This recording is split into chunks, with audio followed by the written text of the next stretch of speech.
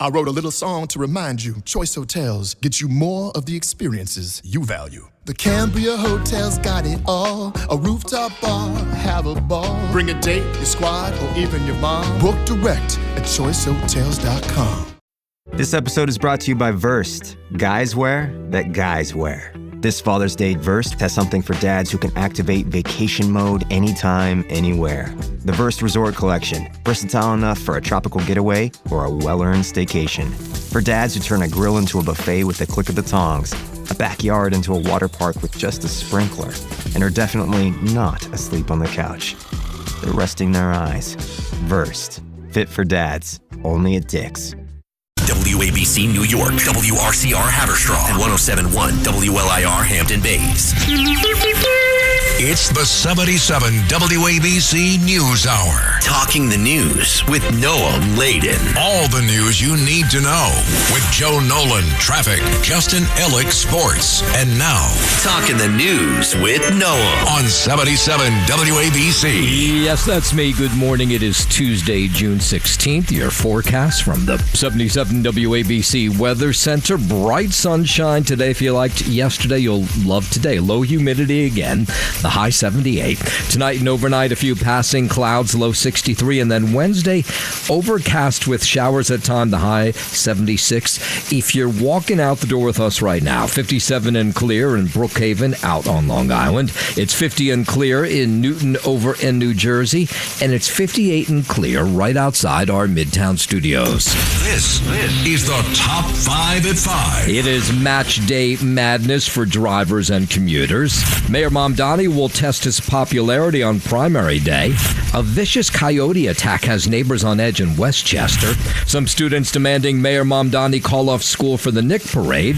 And would you buy art from a vending machine? All right, let's get into it at 5:04. It is match day. So the first World Cup game in our area out at MetLife Stadium, that was on Saturday. It was Morocco versus Brazil. It was a 6 p.m. start. And I can tell you, from my vantage point in Jersey City, the traffic was a total and absolute nightmare. It was clogging up Route 3, Route 17. So today is the first match day that's also a work day. So not going to be fun.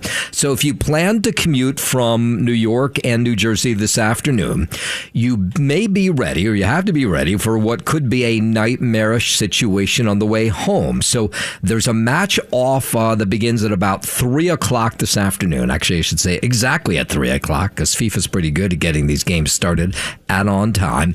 It is France is facing off against Senegal, if you care about that. It is potentially going to set off this headache-inducing chain of events for commuters trying to get to and from work. So the soccer fans will likely start making their way out to the stadium maybe as early as 12, even earlier, using New Jersey Transit buses. Some of them are even driving over to the stadium, parking at the American Dream. That's mall, that's across the street. But the issue is going to be this thing ends probably about 5 or 6 just when the commute gets underway into Penn Station. So it could be a volume thing. It could be a train thing, depending on how things are on the tracks for New Jersey Transit. The head of New Jersey Transit, CEO Chris Calori, says he believes things will go smoothly today for both regular commuters and soccer fans trying to use trains to get to MetLife Stadium. Let's say the game is over at 5 o'clock.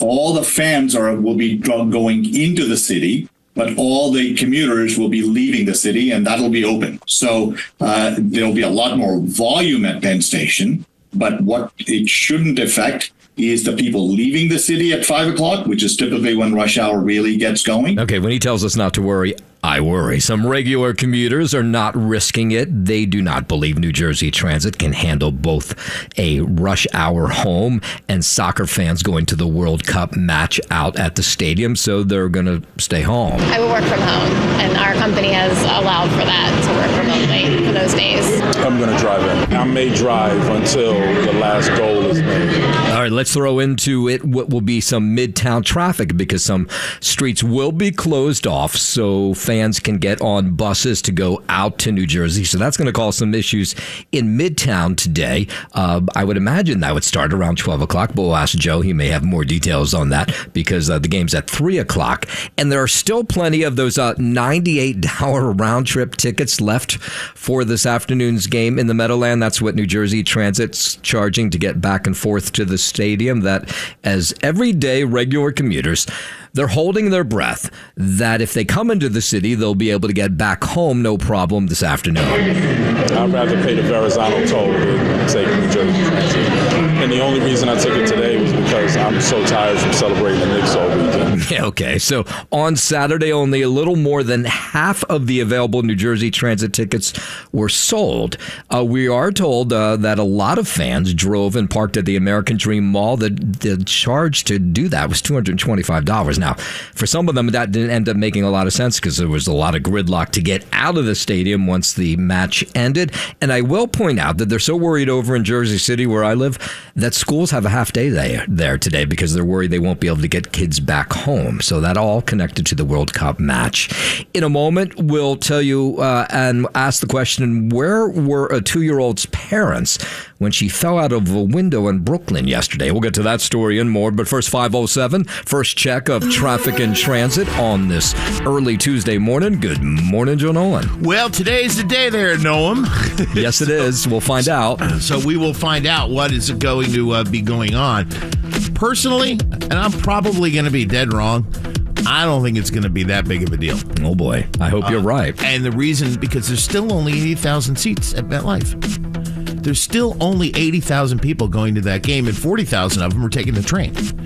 And I don't know. I've never, like the Super Bowl was the same way. They did this big thing, and the traffic wasn't a problem. New Jersey Transit was a mess getting out of the place.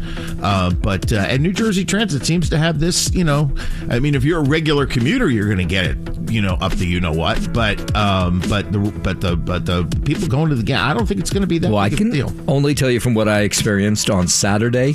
We were in Secaucus and driving the back roads to get back home, and I drove over one of the bridges in Secaucus that goes over Route 3. It was a parking lot, and that was like 3 hours before the game. Before the game? Well, yeah, but it's like that on for a Jet and a Giant. Is it game like too. that? Yeah. I've never seen it. It was like shut down parking lot. Nothing was moving. Maybe they did shut it down. Yeah. I mean, it's going to be one of these days where if you don't have to go, if you're not going to the game, don't go anywhere near MetLife Stadium. If you take the trains in and out of New Jersey Transit, in and out of the city today, best thing for you to do if you can is work from home, just because there is the potential here for this to be a mess. WABC News Time, 5:10. A 2-year-old fighting for her life this morning in the hospital after falling out of a window in Midwood, Brooklyn yesterday. Officers raced to this home at 1527 East 2nd Street. They found this 2-year-old on the ground. She was taken to Maimonides Hospital in critical condition. Neighbors walking by wanted to know what exactly happened. Devastated, I can't imagine. But I mean, accidents happen.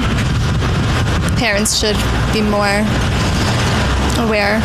They use screens or gates, but again, accidents happen, so we can't really blame the parents. Now, police did not tell us who was home at the time of the fall. The city's health department always urges New Yorkers to never leave a kid alone in a room, especially when there's windows open without window guards. Police officers say they're still investigating what led to the fall. Over in Jersey City yesterday, 5 people recovering after someone drove up in a car and threw acid on them. This was near Wilkinson Avenue. 5 women were outside this location when this car just suddenly pulled up, and what's believed to be sulfuric acid was thrown at them. They were taken to a local hospital. Thankfully, they're going to be okay, though they do have skin burns and peeling. All of the victims are okay. I think they've all been, at this point, released from the hospital. Police believe the incident is connected to some targeted attack that stemmed from a dispute between this large group of women and some other people earlier in the day, but they're just not sure. The investigation is ongoing. New York City voters are turning out in pretty impressive numbers early for the 2026 primary, which is next Tuesday. The Board of Elections says more than 66,000 cast ballots during the first weekend of early voting. More than a third were Brooklyn voters, followed by Manhattan, Queens, the Bronx, and last place was Staten Island. High turnout is driven by some pretty fierce competition in several Democratic congressional races. That includes former city comptroller Brad Lander's effort to unseat Congressman Dan Goldman in the 10th district, which covers parts of lower Manhattan and Brooklyn's waterfront neighborhoods. And in the 12th, which is up in the Upper West Side, that features multiple candidates vying to fill retiring Congressman Jerry Nadler's seat, including JFK's grandson, State Assembly Michael Lasher, who Michael Bloomberg is pushing, Alex Borras, and political commentator George Conway. So early voting, it'll continue through Sunday. Again, primary day is Tuesday. And coming up after 5:30, we'll talk about the Mayor Mamdani effect and what it may mean on primary day. WABC News Time 513. More than 30 people indicted in the Bronx yesterday for their alleged roles in crime rings that for years have terrorized a community that's known as the Hub. The major takedown involved 5 different criminal operations out of the South Bronx, and the Bronx DA says the suspects bragged that the drugs they sold were so strong that users sometimes collapsed in the streets after using them. Residents, shoppers, businesses, passerbys had to endure flagrant drug dealing at all hours of the day, and where at least 5 people overdosed from deadly narcotics during this time. Yeah, that's the Bronx DA Darcel Clark. The NYPD Commissioner Jessica Tichy was part of this press conference yesterday, announcing the takedown of 5 separate drug rings. The indictment of 32 people in a drug market where apparently they had no effort to conceal what they were doing. Police seized 30 pounds of fentanyl, 12 pounds of crystal meth, and a kilo of cocaine. The defendants and their suppliers are heard on wiretaps speaking about their brands: Bugatti, TikTok, Prada, Bad Bunny, as being too strong and causing people to fall down. Yeah, and when we heard from people who lived in this area called the Hub, they would talk about certain businesses closing down because they were afraid to do business. People in the neighborhood afraid to walk around because drug deals were happening in the open. Well, now they say no more. This long-term case began in February of 2025 as a direct response to community concerns about conditions in the Hub. Drugs were being sold and abused openly. Foot traffic throughout the business district went down and commercial vacancy rates went up. Yeah, now the thought is all that will slowly start to come back. In a moment, we will head out to California, tell you more about this tragic B-52 bomber that crashed yesterday. We'll get into that in just a moment. But first, 5:15, let's head over to the 77 WABC Sports Desk. Good morning, Justin Alec. Good morning to you. Noam Laden. At the point in the year now, other than the World Cup, which is pretty spread out, though. But after the conclusion of the NBA Finals, we're hitting that point in the sports calendar year where there's not much going on. You just got baseball going on. The Stanley Cup Finals are over with. The NBA Finals are over with.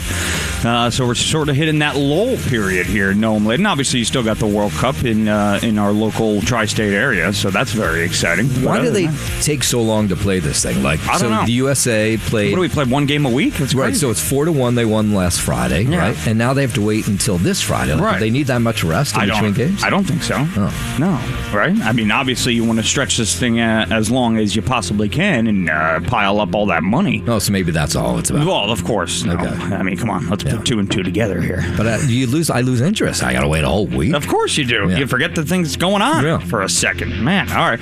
Well, we do have that to look forward to on Friday. The United States and Australia, both teams 1-0 so far in group play.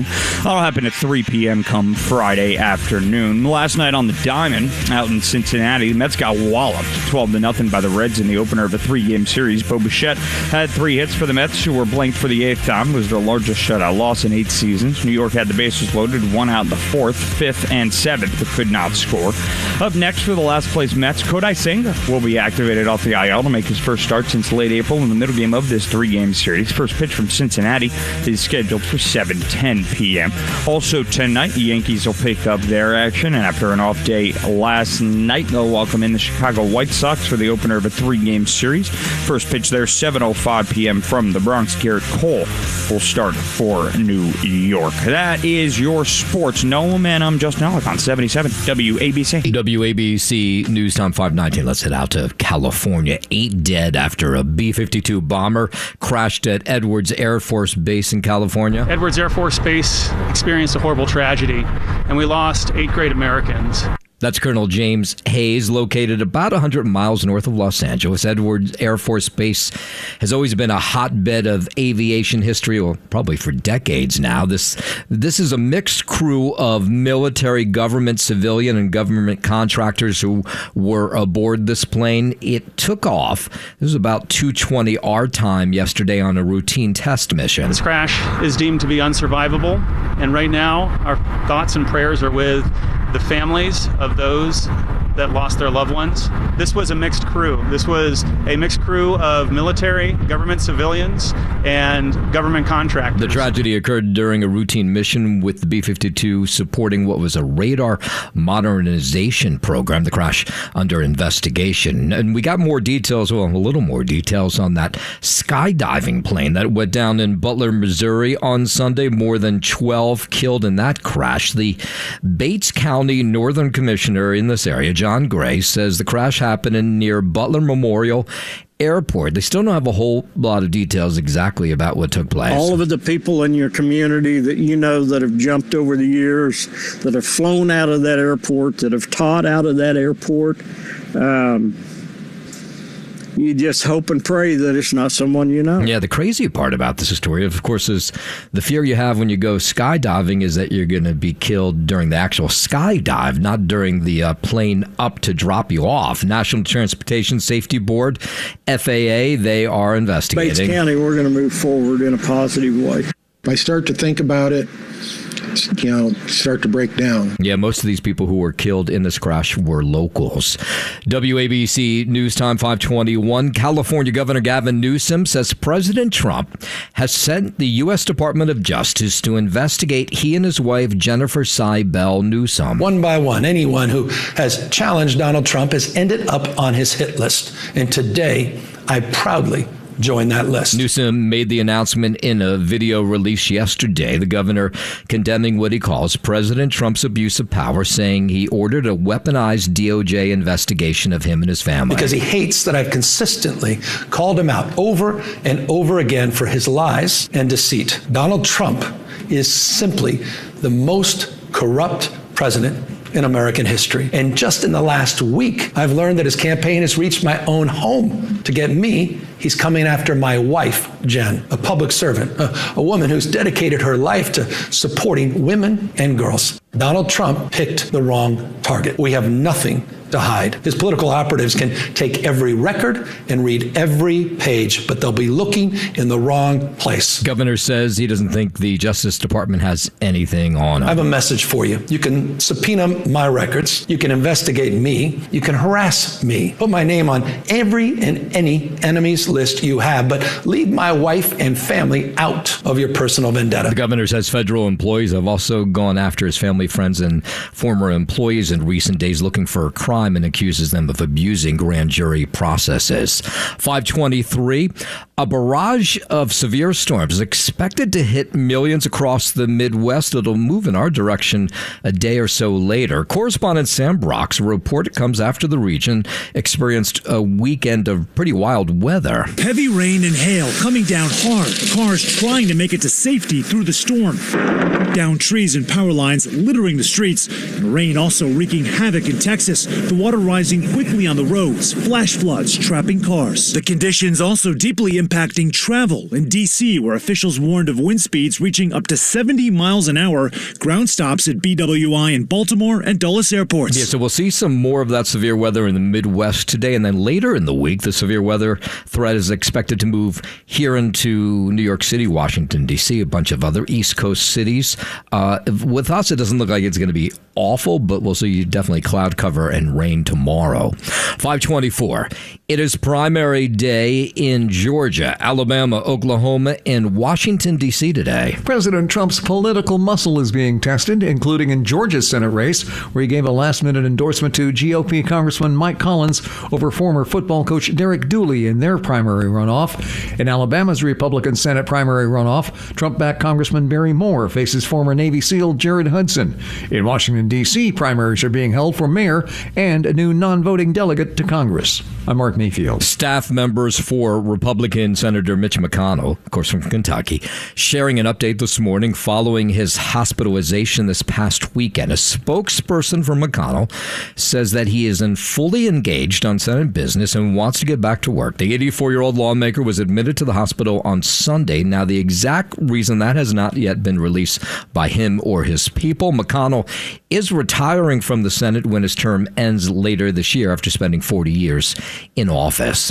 WABC News Time 525. Let's talk about this deal in Iran. President Trump says the deal with Iran has been signed and the Strait of Hormuz is partially open. The president is in Europe today for the G7 summit hosted by French President Emmanuel Macron.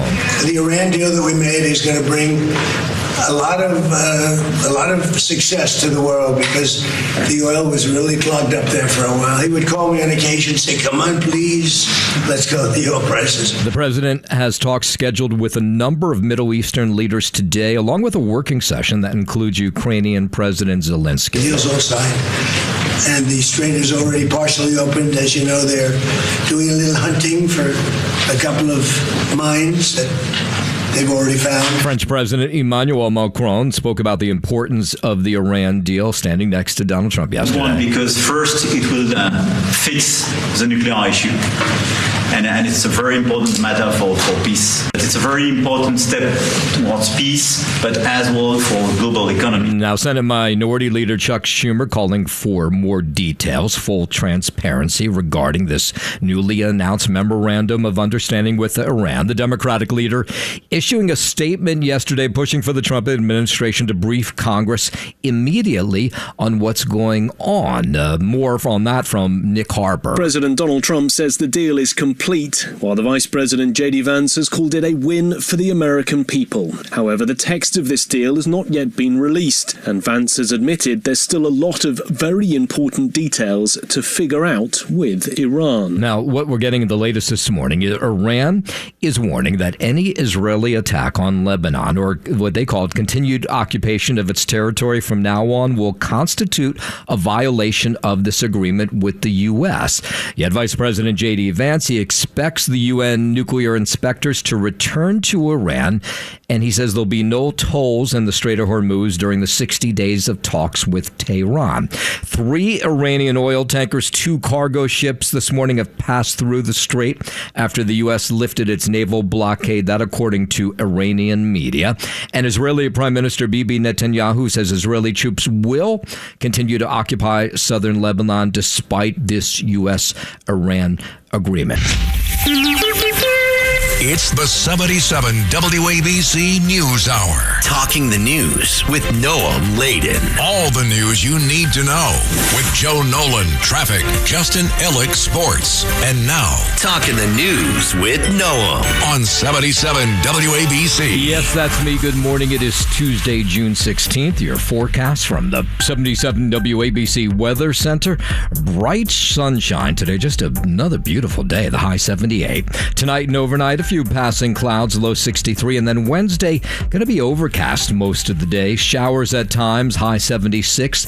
If you're walking out the door with us right now, so happy you are. 57 clear in Brookhaven out on Long Island. It's 50 and clear in Newton over in New Jersey, and it's 58 and clear right outside our Midtown studios. WABC News Time 541. No matter where you look, the Knicks are the center of attention in the Big Apple, of course, coming after their NBA championship over the weekend. They were all over the Today Show, Jimmy Fallon. They were on The View. Star Jalen Brunson among those who were on the Today Show yesterday. I don't think it's truly settled in at all, but honestly, we're really grateful for the opportunity that presented itself, and I'm just happy that we seized the moment. Yeah, so outside the Today Show, just a huge crowd to greet some of the players, some of the Knicks who were there. Karl Anthony Towns was one of them. Just to see the fans so excited, to see City so alive and so together, it means a lot. That's what it's really about, to be able to have this game of sports bring around the whole city and unite them as one. Yeah, I think at some point we might get sick of them. We're going to see them so much between now and Thursday. Yeah. That's what they heard no matter where they were yesterday. Coach Mike Brown, he was on the Today Show. I thank you from the bottom of my heart for being there, for sticking with us, supporting us, for loving us. And then last night, they ended the day. The show doesn't go on until 11:30, but they taped with Jimmy Fallon. We genuinely love each other. You see us all joking, playing, doing all those kind of things, man. But this is genuine love. This is genuine brotherhood. Yeah, that's Josh Hard. Back to Jalen Brunson, whose father is the assistant coach. Rick Brunson was asked about what he was thinking when the buzzer sounded at the end of the game on Saturday night. Probably words I can't probably say right now, but I was good. And then my dad just got there, and then I got emotional from that point on. Thank you for having my back through the ups and downs. Thank you for bringing myself, my family into this city, giving us all the love. He was thanking the fans yesterday. And then, of course, we are gearing up for the big parade that will take place on Thursday through the Canyon of Heroes. The first time the Knicks have ever had a ticker tape parade. Mayor Mamdani is predicting this could be the biggest ticker tape parade New York City has ever seen. It may well be the largest parade in New York City history. And I think that speaks to what this team means to this city. It also speaks to 53 years of waiting. It speaks to 26 years since the last time we were in the finals. It'll end this parade. It'll move up through Battery Park up to City Hall, where the mayor will hand out keys to the city to all the Knicks players, there coaches. There will always be any number of people who will not be able to make no matter what day that we choose. The mayor also encouraging New Yorkers who plan to celebrate to come out early. I would say 2 hours, but I know that New Yorkers will likely come far before then.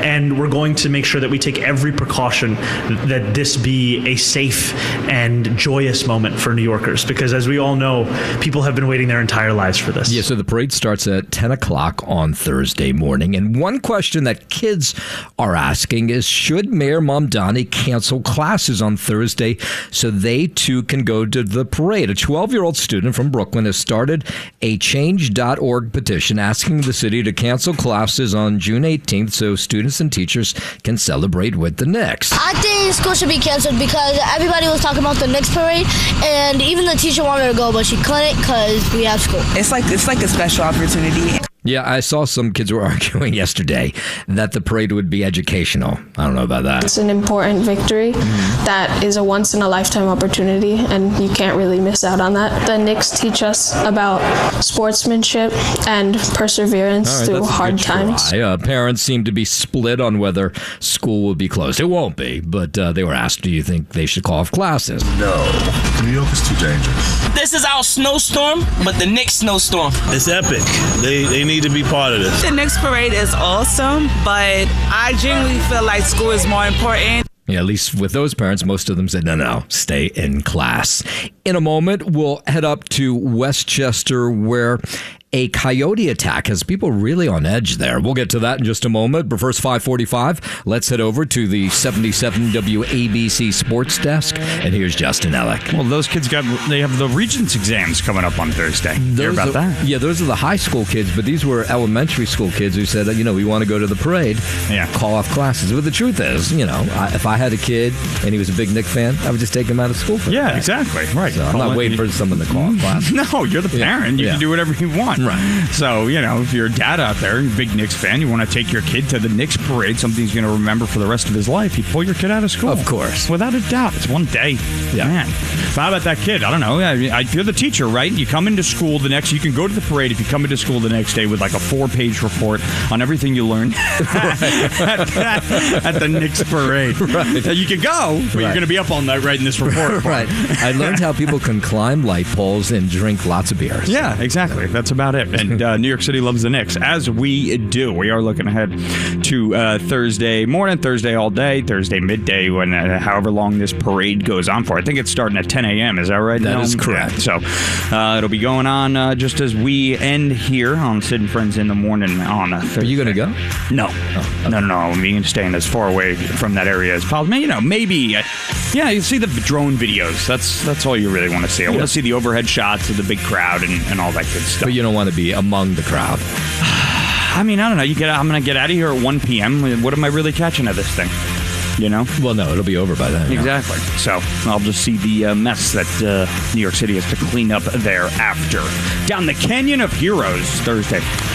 Sports sponsored by Pete Morgan and Peerless Boilers. Go to peerlessboilers.com. Find a deal under you. Peerless Boilers, the world's best built boilers. On the diamond yesterday out in Cincinnati, Mets got walloped 12-0 by the Reds in the opener of a 3-game set. Bo Bichette had 3 hits for the Mets, who were blanked for the 8th time. It was their largest shutout loss in 8 seasons. New York had the bases loaded with 1 out in the 4th, 5th, and 7th, but could not score. Up next for the last place Mets, Kodai Senga will be activated off the IL to make his first start since late April in the middle game of this 3-game set. First pitch from Cincinnati is scheduled for 7:10 p.m. Also tonight, Yankees will pick up their action after an off day yesterday. They'll welcome in the Chicago White Sox for the opener of a 3-game series. 7:05 p.m. is your first pitch from Yankee Stadium. Garrett Cole will get the start for the Yanks. And Team USA in your World Cup, they are going to pick up their group play action come Friday against Australia. Both teams 1-0 thus far. You know what I just remembered? What's that? My father took me out to see the 76ers parade in 1983 out of school. Yeah. It was great. I'll never forget that parade. Right. It was so much fun. But he did that on his own volition. You weren't kicking and screaming asking him for him to do I that. may have been, but he wanted to go too. Yeah, of course. Yeah. No, I think it's something. Listen, if you're a dad who's a Knicks fan and raised your kid a big Knicks fan, and he wants to go and you want to go, I think this is a no-brainer. Yeah, man. Of course. It's 1 day of school. Listen, if you have the Regents exam, that's a bigger deal. You can't really miss that. No. But if your kid's in elementary school, what's he missing? Exactly. Life experience. Yeah, the Trail of Tears. Come on, we can learn about that on Friday. That's your sports. Do you even know what the Trail of Tears are? Don't ask me that question. Okay. Sports sponsored by P. Morgan and Peerless Boilers. Go to peerlessboilers.com to find a deal near you. Peerless Boilers, the world's best built boilers. I'm Justin Ellick on 77 WABC. Thank you very much, Justin. Traffic transit. I bet you took your kids out, Joe Nolan, to see the Devils when they won the first one. Yeah, 95. In fact, I was up on stage. I introduced a couple of them. Oh, that's cool. Yeah, and I remember I said, it was out in the parking lot over at the Meadowlands, and everyone was giving the Devils such a hard time. It was, it's in the parking lot. And I remember getting up there and say, how about this, New Jersey? We don't need no stinking canyon of heroes. and that got quoted in the New York Times. Oh, did it? That's pretty good. So you were like a hero because not only did you take them, but you were on stage too. That's pretty cool. Yeah. That was fun. That was great. See, they'll never forget that. No, they were there for that. Yeah, hanging out with Christy Whitman. Yeah, it was a lot of fun. A lot of fun. WABC News Time 5:51. Let's go up to Westchester, where a 5-year-old dog recovering after surviving what was a really violent coyote attack in Irvington. Becky was attacked in the backyard of her home on Lewis Road. Her owner says she desperately tried to save her pet by screaming and throwing rocks at the coyote until it finally released her dog. Coyote came and got her right about here, and I came out here and it had her by her throat. It dragged Becky behind the trampoline. I cannot believe she's actually alive. Yeah, so we get a fair amount of these attacks this time of year. The attack comes amid several confirmed coyote sightings, both in Irvington and nearby in Hastings on the Hudson. It was, shaking its head and trying to break her neck, and it was pretty gruesome to watch. 16 different puncture wounds in her neck. Yikes, but the dog looks like she's going to be okay, thank God. The Hastings Police Department recently issuing a warning reminding neighbors that coyote activity is common this time of year, especially during pupping season when adult coyotes hunt more frequently to find food for the young. So people who know a lot about coyotes, they say, you just got to be careful, and this is what you do if you encounter one. 9 times out of 10, coyotes are more scared of you than you are of them. If you're leaving out garbage, if you're feeding pets outside, we do not recommend that. If you do encounter any coyotes, to be aggressive, act like the predator, not the prey. Make loud noises, wave your arm. Yeah, so despite that vicious attack, Becky the dog survived, continuing her recovery. 5:53, let's head over to New Jersey, where Governor Mikey Sherrill trying to crack down on junk fees that hit New Jersey residents hard. People deserve to see the full price of what they're buying up front. Every consumer should have that right, and in New Jersey, they will. Now, on Monday, the governor signed an executive order that directs all state agencies to look at industries that regulate, to identify all hidden junk fees, and then recommend actions to protect consumers. Those hidden charges that companies sneak into your bill, they tell you one price, but then tack on extra expenses in fine print. Yeah, there's so many junk fees we pay. Attorney General Jennifer Davenport says she's putting businesses on high alert, explaining how junk fees will violate New Jersey's Consumer Fraud Act, or actually they do right now. Convenience fees are anything but convenient. Administrative fees pop up without any explanation, and we end up paying fees for things we don't understand or we don't want. Yeah, I meant to get to this story on Friday, but it's still good. Aidan Kaminer. He was this 26-year-old Brooklyn resident who got stuck in an upstate New York cave a couple weeks back, and he's finally speaking out about it. The 26-year-old Brooklyn resident spent the weekend exploring caverns in the Northeast Regional Cave Fest, and he crawled through 3 caves, saw some beautiful formations, and in the last one, he was 15 minutes away from the exit when he found himself trapped between a rock, and he could not get out. The rocks were holding me up, but I was also kind of tensed up and holding myself to keep me from sliding further down. 2 weeks ago, it's very possible to not get stuck in this section. It's called the bear trap. I guess I'm the bear, but basically, you just have to crawl along the rock slab that was to the right of me, but it's a little bit slippery, and I underestimated how tight the cavern that squeeze was. Yeah, so all of a sudden he was stuck. So rescuers spent hours chipping away the rocks encasing him. There was rock directly pinning my chest and my hips. Like I would have broken my ribs if I had tried to go through it. They were trying to use a sledgehammer to break the rock that was pinning me, essentially. And then just saying, okay, can you pull out now? And I would try again, and I would go, no, not yet. And then they would break some of the rock behind me. We would go, okay, now. And I would say, no, not yet. Now, the amazing part is he stayed incredibly calm during this whole thing. It took a while till the rescuers could make just enough room. He wiggled himself out of this narrow space, inch by inch, he said, like a caterpillar, until he was free. And now the good news is he's okay. When I came out, I think the first thing I said was, howdy, folks, coming out of the cave. I think people clapped. It was kind of a, oh my God, thank you so much. Yeah. And every single person who came that day stayed the entire time, which it was kind of emotional for me to see. Now he was asked, would he go caving again? And he said, well, absolutely. Thanks for listening to the News Hour with Noam Laden. You can hear the News Hour with Noam Laden weekday mornings at 5 on 77 WABC. If you like the podcast, share it with your friends and listen anytime at WABCRadio.com and download the WABC Radio app. Hit that subscribe button on all major podcast platforms. Plus, follow WABC on social on Instagram, TikTok, Facebook, and X. See you next time for a new episode, so you never have to wonder. What the heck is going on here?